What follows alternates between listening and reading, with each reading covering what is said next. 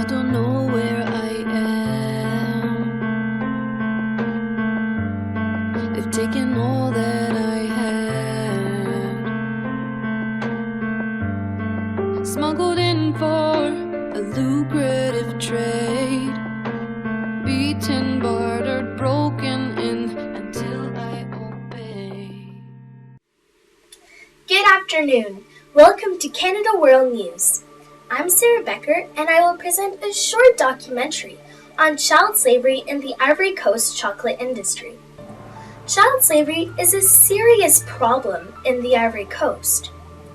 Child laborers who work on cocoa farms are exposed to many dangers and abusive labor practices.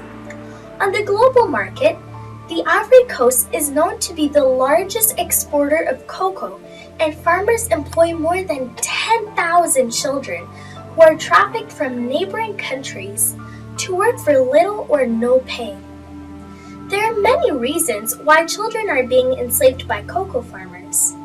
The children of Western Africa are surrounded by intense poverty, and most begin working at the ages of 11 to 16 years old, and sometimes younger, to help support their families because they cannot afford to pay adult wages, and farmers don't make enough money to cover the production costs.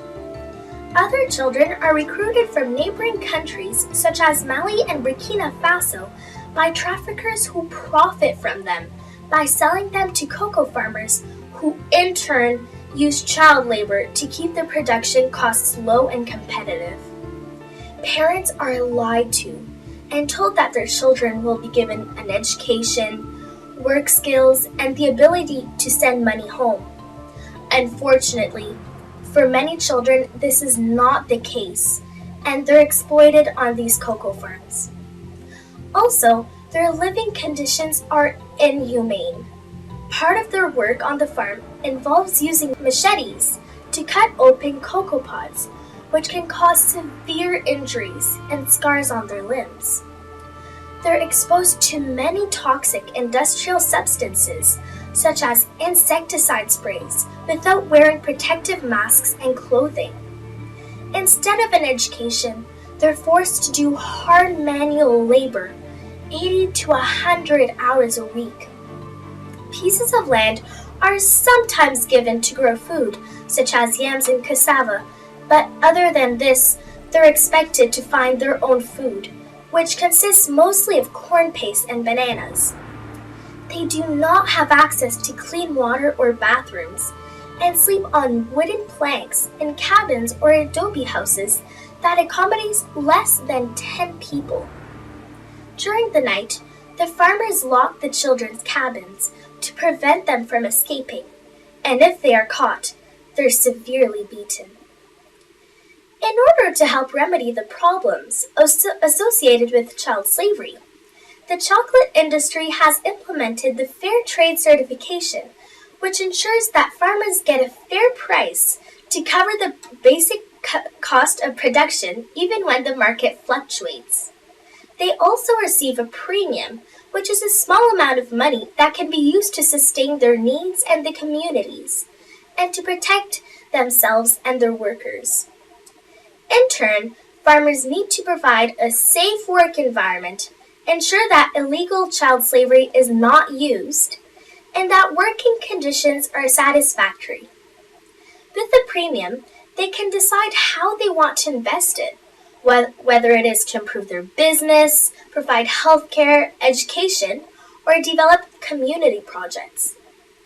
However, we have found a number of problems associated with the Fairtrade certification. First, large companies like Cadbury, for example, purchase their cocoa beans in bulk from different farmers in order to keep their production costs low. They use a mass balance system where a certain percentage of certified beans need to be bought in order for the manufacturers to be able to display the Fairtrade logo on their chocolate bars. With this system, it's very difficult to monitor the entire supply chain and the origins of the beans, and almost impossible to know whether Fairtrade beans and non-Fairtrade beans were mixed together. and if the production involved child slaves. Secondly, some ingredients, such as sugar and vanilla, that aren't traded fairly, can still be added to chocolate bars. For example, Cadbury does not divulge the exact amount of Fairtrade ingredients or beans on their dairy milk bars packaging, but still use the Fairtrade logo. Child slavery has existed for a long time, and the production process remains flawed.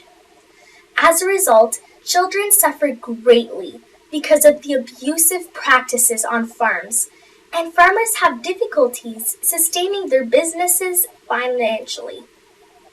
Before purchasing a chocolate bar with a Fairtrade logo on it, consumers really need to pay attention as to where their chocolate and its ingredients came from, and if specific information about manufacturing processes and the use of child slavery is provided on its labels.